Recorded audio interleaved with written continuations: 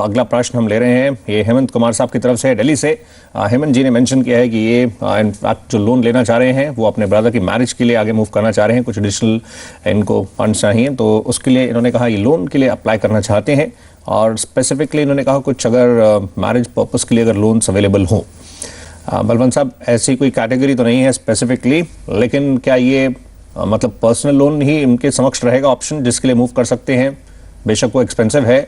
लेकिन अगर ये जैसे उन्होंने कहा कि आगे मूव करना चाह रहे हैं तो क्या उसी कैटेगरी में ये फॉल करेगा? देखिए सौरभ जी, ऐसा है कि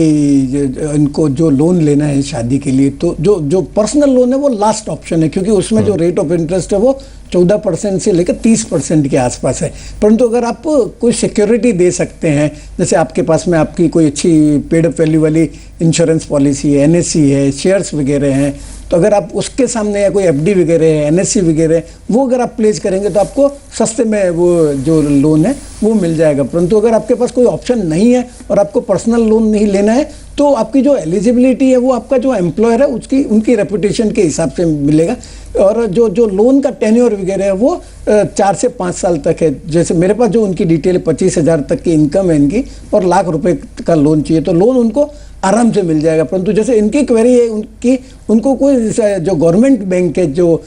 उनसे